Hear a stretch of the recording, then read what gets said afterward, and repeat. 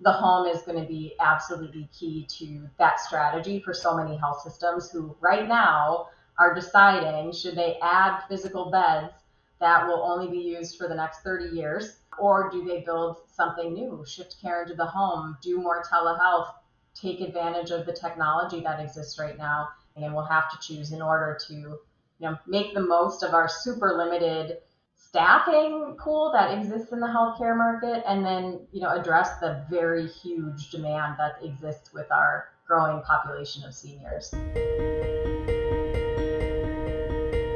Welcome to another Meeting of the Minds with Wobot Health. I'm your host, Chris Hemphill, and I am joined today with the Chief Operating Officer for Inbound Health, which helps to enable various modalities of home health. That is Julia Crist. Hi, Chris. Thanks for having me today. Great to be here with you. Likewise, Julia, thank you for joining, and I seriously can't wait to dig in deeper. What we're doing is an interactive conversation. We're really focused on issues that are concerned with access to health and the improving and changing landscape based on value-based care initiatives, health equity, and a lot of other things that are really blossoming in importance lately. So obviously, home health is a very important aspect of that. According to modern healthcare, the hospital at home market is expected to grow by 50% by 2028, becoming a nearly $300 billion industry. There's a lot of reasons for that. There's the quality of care that people receive while they're in their homes. There's the technology that is now available to do more remote monitoring and understand more about the patient outside of the health system.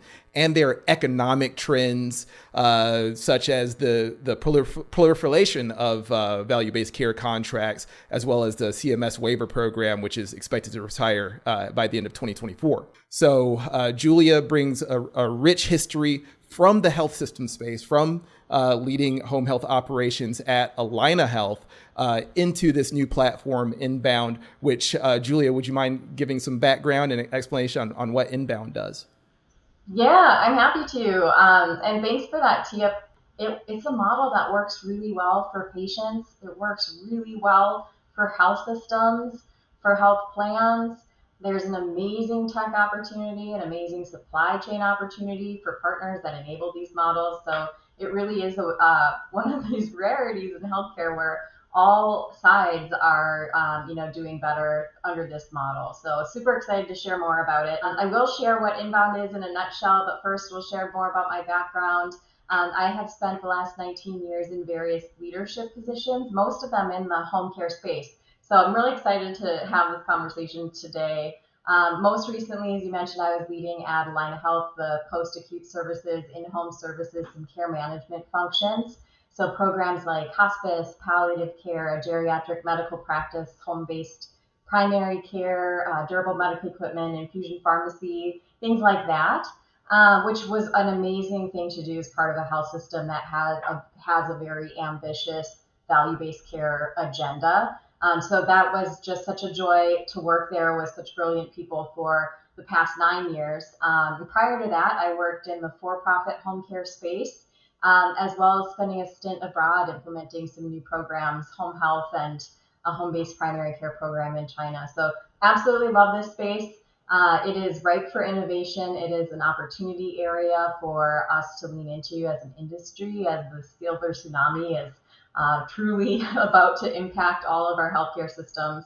So that brings me to Inbound. Inbound Health is an enablement company for particularly health systems or for provider organizations that hold a lot of risk. We bring all of the services, know-how, technology, and ability to help a health system or a provider group launch their own hospital and SNF avoidance program. We bring all of the components that are needed to do that and act on behalf of the health system or the provider group. That's a really key thing for us, is that we are truly aligning ourselves clinically, economically, name-wise with the health system and working on their behalf.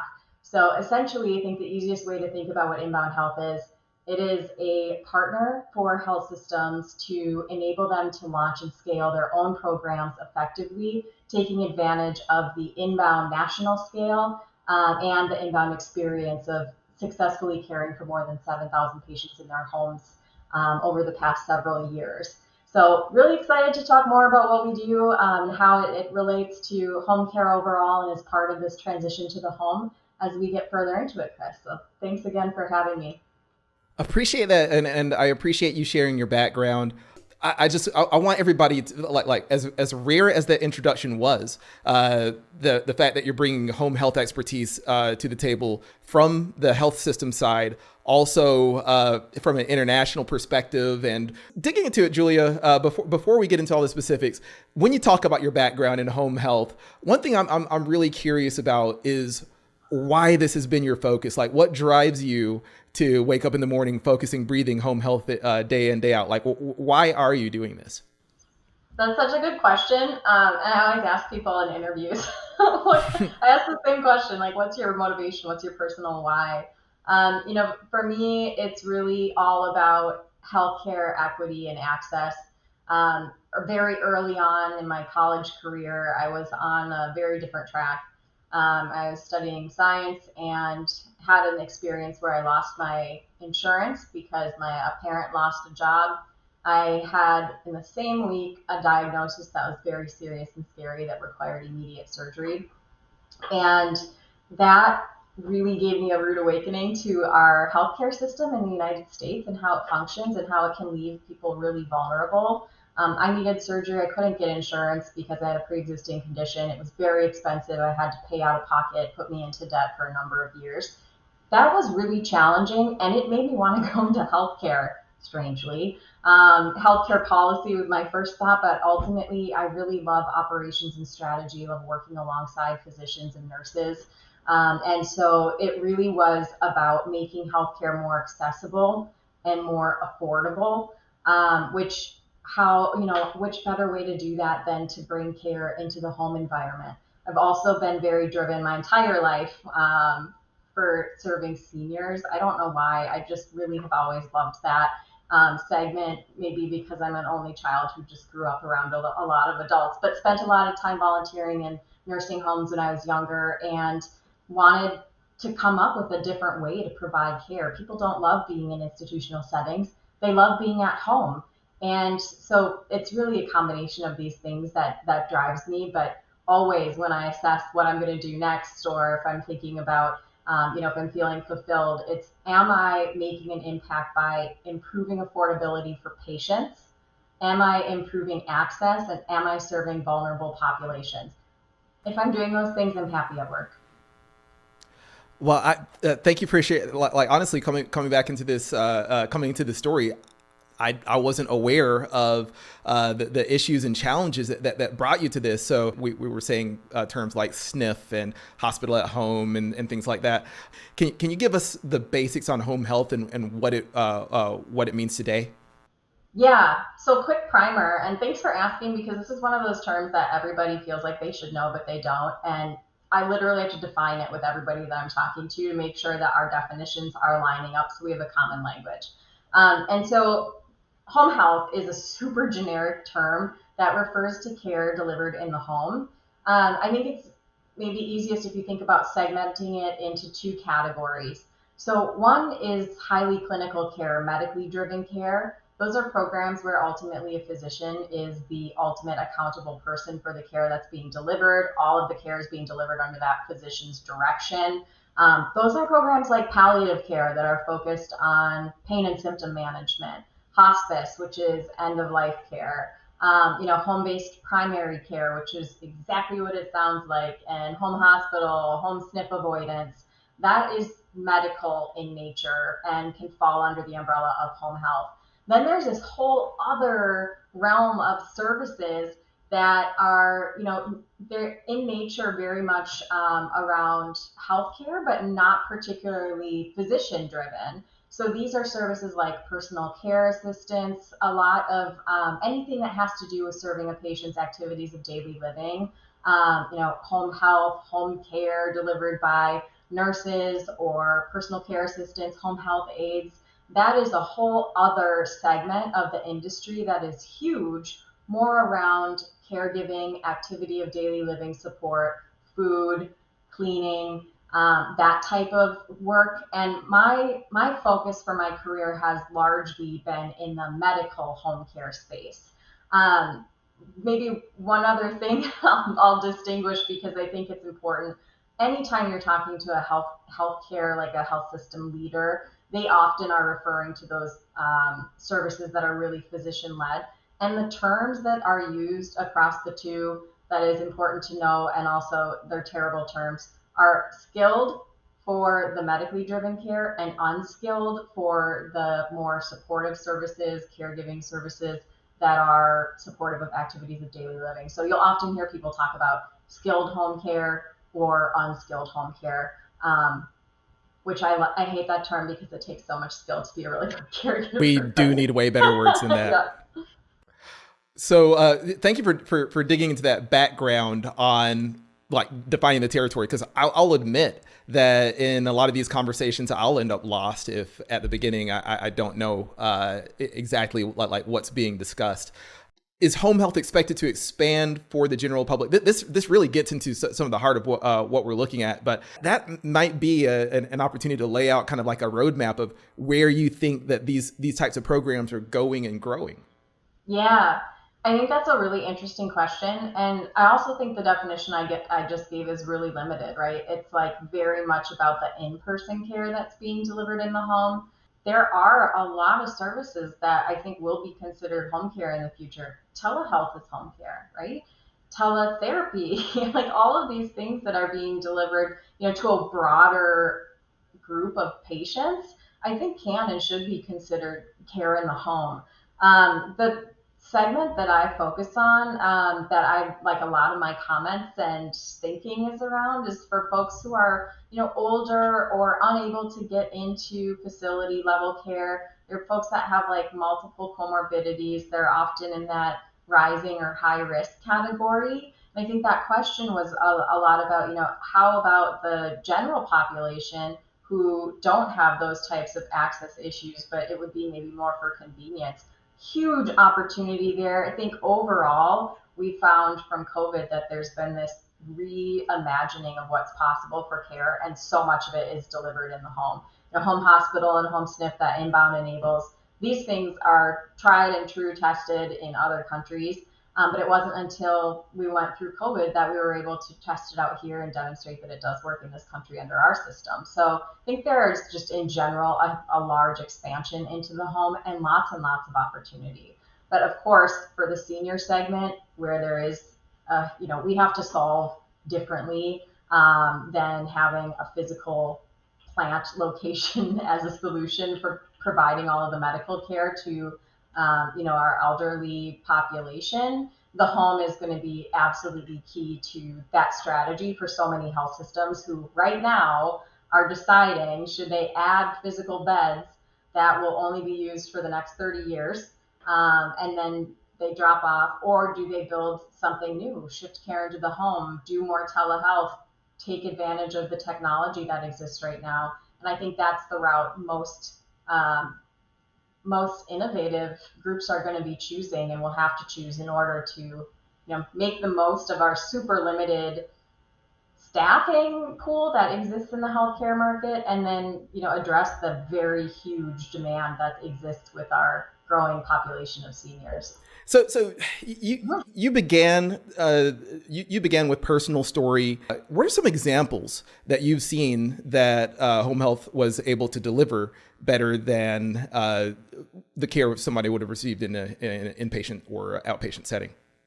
Yeah, there are a lot of examples of that. And maybe to give context before sharing a story, I'll very quickly share what a patient experiences as part of a health system who partners with Inbound, going through that health system's home hospital program, for example.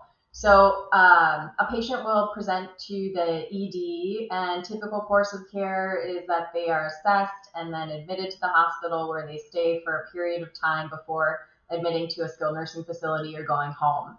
Our program, Inbound, embeds team members in the ED to identify qualifying patients who, if they meet the clinical criteria, which is essentially we're looking for patients who would meet the utilization management criteria or who would qualify to be inpatient, but who have a high enough functional status that they can be safe in the home environment. That means they can do things like get their own, like walk to the kitchen to get their own food. They can walk to the restroom, take a shower. Those are high functionality patients. So we're looking for people who are mobile and have a high enough acuity that they'll be admitted to the hospital. Then we offer them the choice of traditional care in the facility or going home with home hospital. And most people say yes. 95% of people say yes, and it's a huge relief to be able to go back home. I mean, none of us really want to be admitted to the hospital. And once they get home, our team meets them there. It's usually a community paramedic or a nurse with our biometric monitoring kit. We set that up. That's really the technology connect into the clinical team throughout the patient's stay. Average length of stay in a home hospital episode is 5.5 days. And through that time, that patient has in-person nursing visits most days. They may have therapy visits depending on the need, physical therapy or occupational therapy. And then they have daily visits with their rounding telehealth provider that is a telehospitalist or telesniffist that is truly managing and directing the care. And then through the biometric monitoring equipment, patient has access anytime, 24/7, to a nurse to do a video call, to do a phone call. They're taking their biometric monitoring device readings, so temperature, oxygen saturation, things like that. Our clinical team on the back end is monitoring for anything outside of the parameters that are set by the doctor, and they're talking with the patient real time. We do bring a number of ancillary services, things like lab draws, infusion pharmacy, imaging services into the home through third-party vendors to make sure that the patient can be safe in the home environment. And then at the end of their stay, patient packs up their biometric monitoring kit in the box it was dropped off in, and they put it on their porch, and it gets taken back to the warehouse. So that's what typically a patient is experiencing. So you hear like, that patient, they're showing up in the ED, but after that, everything is really brought to them in their home. If you think about our target population who really does well with this program, it's seniors. When they go into the hospital, they're at risk for hospital-acquired infections. Mortality rates are not great in hospitals. Quality outcomes are not good for this population. They often will have delirium after a hospital stay.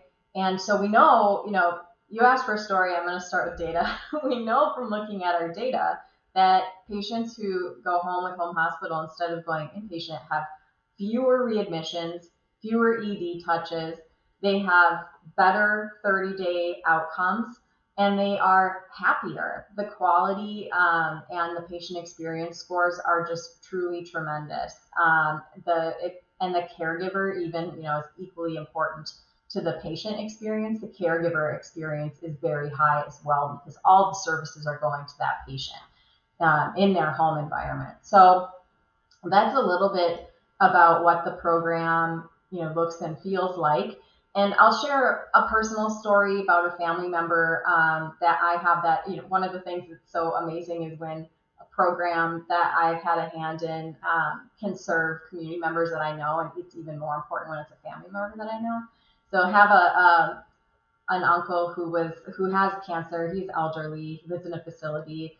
He had been hospitalized 3 times in a row, was not getting better, was getting worse when he was in the hospital. He's in his 80s.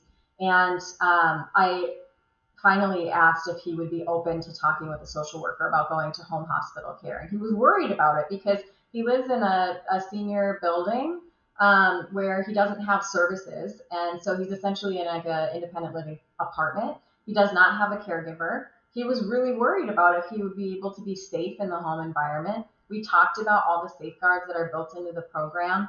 He went home with this program with home hospital, which provided all the care I just talked about in his apartment for 6 days. And then he was discharged. He had a 30-day episode of home health, which is a different service after that. And he's been home ever since. We recently went on a really long bike ride together. And this is like a man in his 80s. I'm not saying it solves everything, but it really is such a different experience because people can sleep, they eat their own food, it's quiet, it's a good place to recover at home, where being in the hospital is very disruptive and hard to it's hard to get better. You're at risk for infection, not sleeping well, all of the stuff that you all know, the jello. So being at home, much better. Definitely, and it there's some questions that I have about that story that kind of blossom into maybe a bigger picture around health equity, because you brought up concerns that he had around, well, do I have the appropriate facilities that care can be delivered here? So could you expand, like potentially, like for the people that don't have air conditioning, or the people that don't have a lot of access to basic services and transportation and things like and the like, could you talk about home health from a health equity perspective? Yeah. So certainly, those types of issues around living situation, family support, caregiver support, that dramatically impacts the ability to provide home health care under that broad umbrella that I was just talking about, to do that effectively. That's a lot to bite off and chew. So I'm going to just focus in on the home hospital and like home and SNF avoidance model, and how we think about what you need to be safely cared for in the home. And remember, like the first thing that's offered if a patient meets qualifying criteria is to go into a traditional environment. So there's always that option. People can and do decide to do that, if there's the safety concern. I will say though, we built this program with equity at the heart of it. And so we're really intentional to design inclusion criteria that open it up to the majority of people. So our criteria, the primary criteria is what I shared before. It's clinical in nature. Is the patient meeting inpatient criteria? Would they be admitted to the hospital? If yes, then they can go to this program. Do they have a high enough functional score to be safe in the home environment, to walk to the bathroom, to walk to the kitchen? If yes, then they're a good candidate for the program. We do have what we call care management criteria, which are, questions about the home and the safety of the home that we ask. We intentionally set that barrier quite low. We ask things like, do you have access to running water and electricity? Do you have a stable place where you will be sleeping for the next 6 days? So really, we're meeting patients in hotels. We have a lot of situations that are, unsafe in terms of the condition of a home, but we have ways to work around that. We're caring for patients with hoarding issues. We're caring for patients with, lots of infestations with insects, and we have protocols for how to deal with that, because that's just reality. We did attempt to include unhoused patients in this program, which was hard because of the biometrics, and finding patients if they're mobile. But we really did try to make this a program that includes all. The other thing that's really important in designing a program with equity in mind and technology is having technology that is a full solution for a patient. A lot of programs are bring your own device, but many of our patients don't have internet. Many of our patients don't have a smartphone. So it was really important when we built our biometric monitoring kit that it be enabled with cell service, that it have its own internet capabilities, so that we don't have to have that as one of our exclusion criteria. So we really thought hard and long in designing a low barrier to entry so that we could have the maximum number of patients being able to access this program. Thank you for that answer, and thank you for also sharing detail around like caring, attempting to care for the unhoused and other environments as well.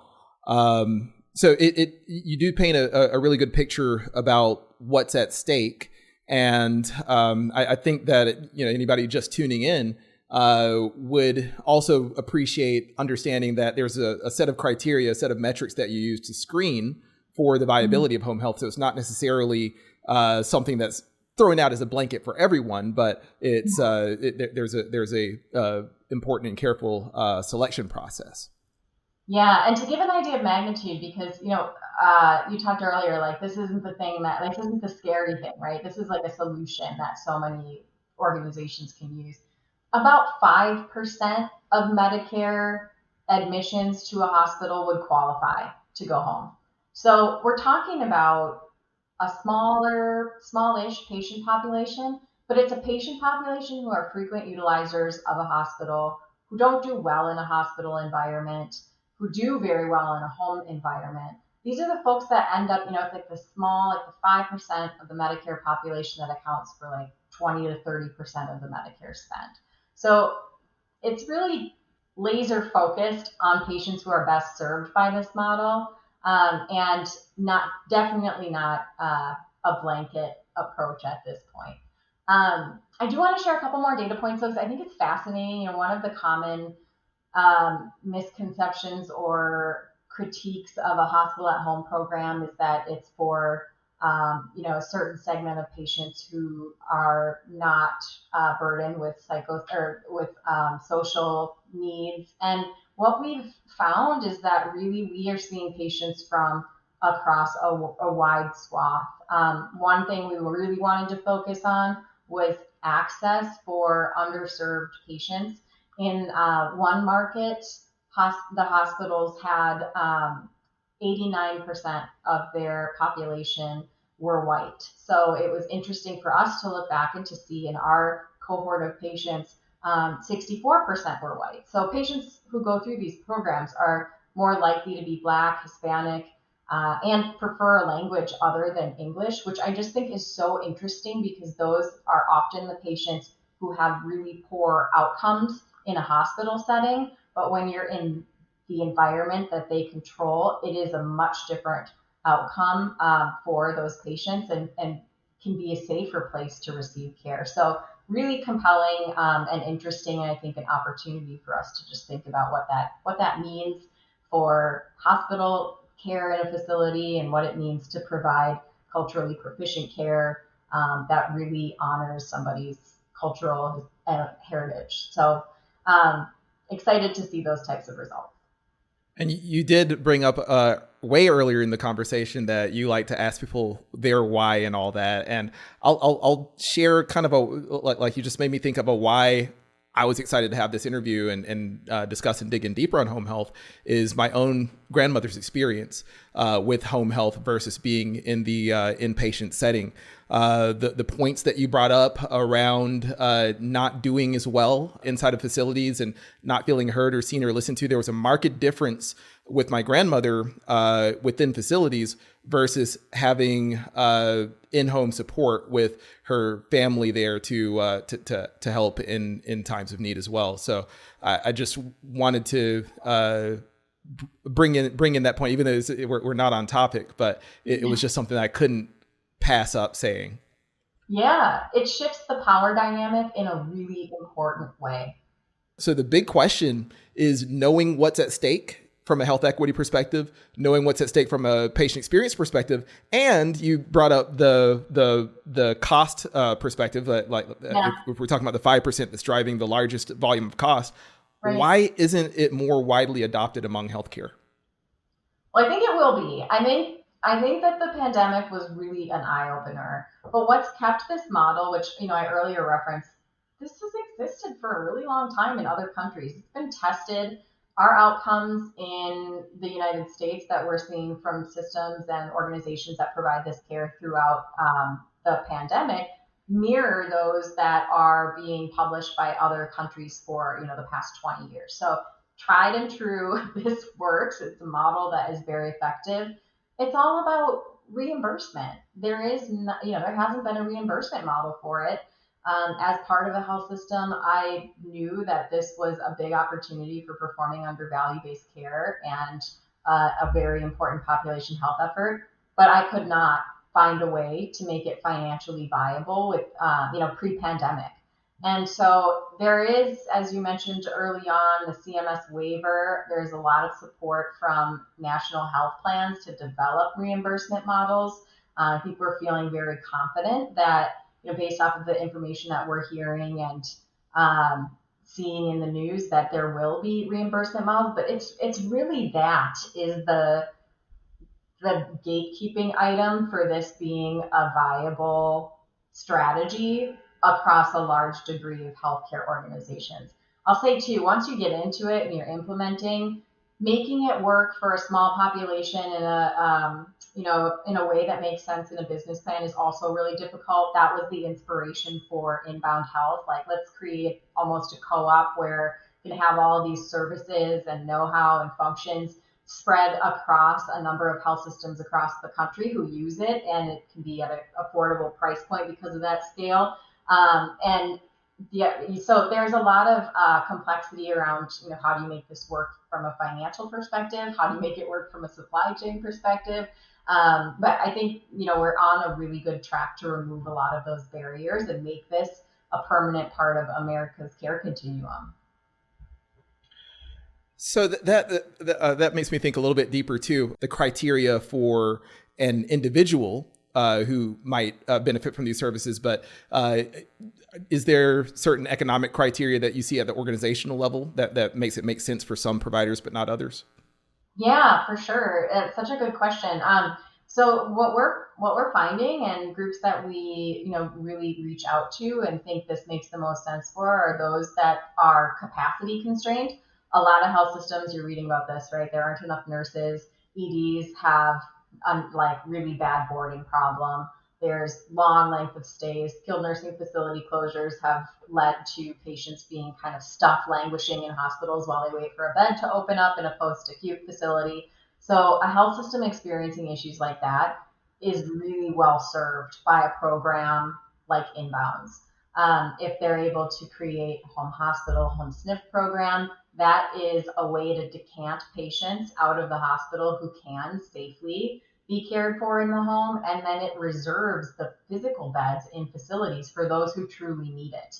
Another value proposition is around performance under value-based care arrangements. And I mentioned at the beginning, we work a lot with health systems. We also work with provider organizations that hold risk.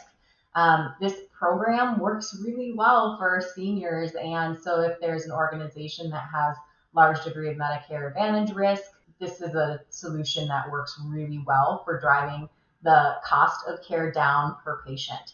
So those are two of the most, I think, kind of ideal targets for where it makes sense for us to partner and work together. And then the third, which is really interesting, is those organizations that are at this decision point, health systems that are anticipating the growth of the senior population, and they're doing their 20-year strategic plan, and they're thinking about how many beds, they're calculating how many inpatient beds they're going to need. They're thinking about the bills from the nursing agencies, like not having enough staff, the high cost of building a physical location. There is an alternative, and that alternative is to create a hospital at home program that enables beds to be in the community. So those are our three kind of primary partners that have a very clear value proposition from implementing their own programs.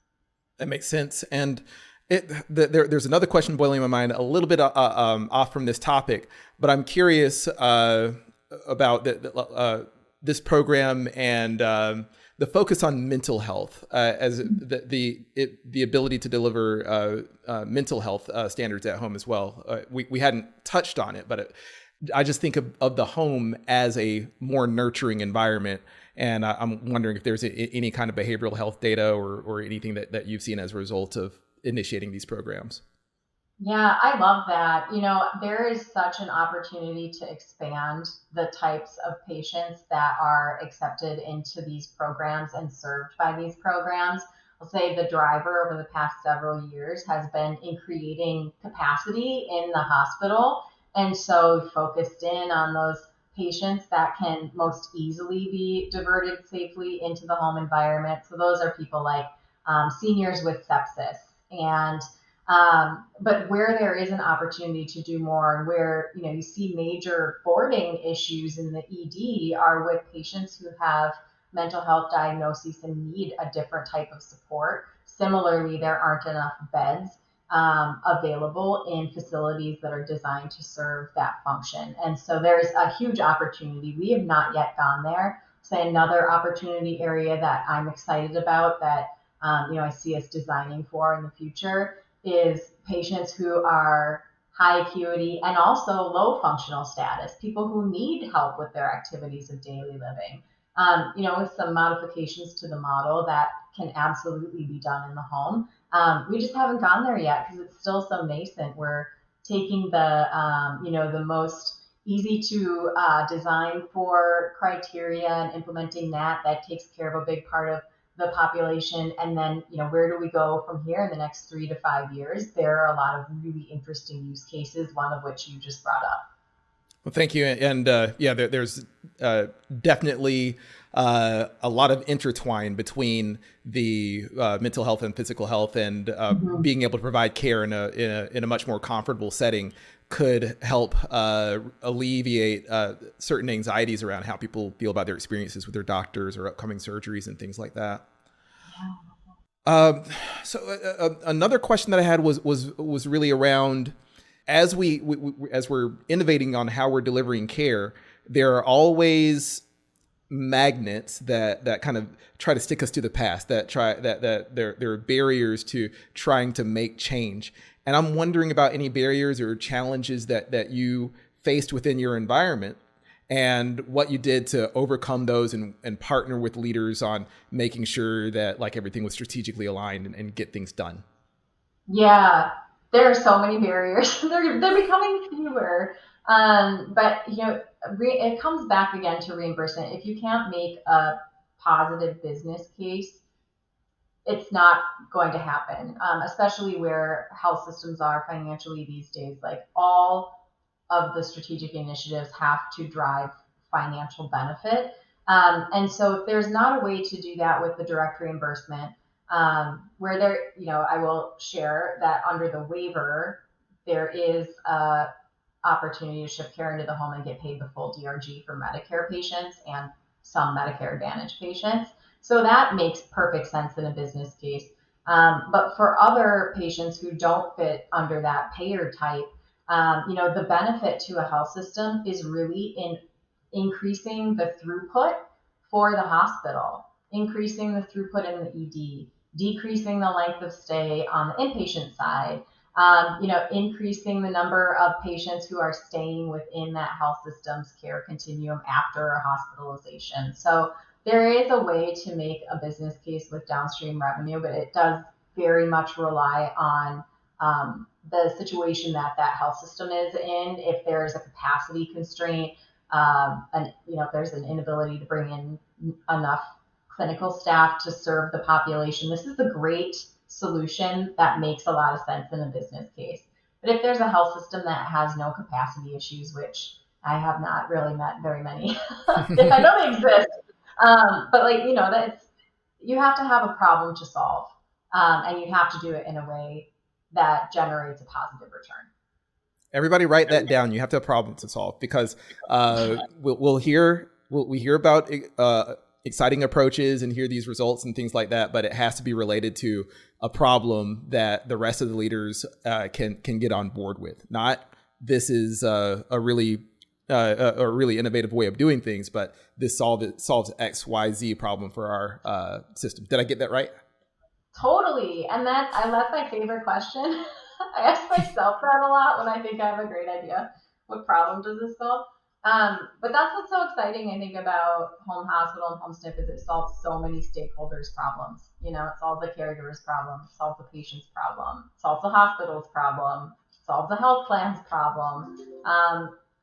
I'll even go on a limb and say it solves problems for providers and clinicians who deliver this care, right? Like it's a very different experience than being in a hospital or in a facility. It's a different pace, very fast paced, but less a more controlled environment, more one-on-one time, and more of a team, like real effective team working together. We hear great things from the team about their experience working in this model, and we all know provider burnout, clinician burnout's a real thing. Mm-hmm. So yeah, it solves a lot of people's problems, and I love that about this model. How much of the market is doing this? It's still very early on, so it's a newer program and a newer I would say, capability for health systems. So organizations that do have programs like hospice or home health are really well suited to design, build, and provide this level of care. Primary care organizations, if they have experience delivering care in the home, this is such a great partner program.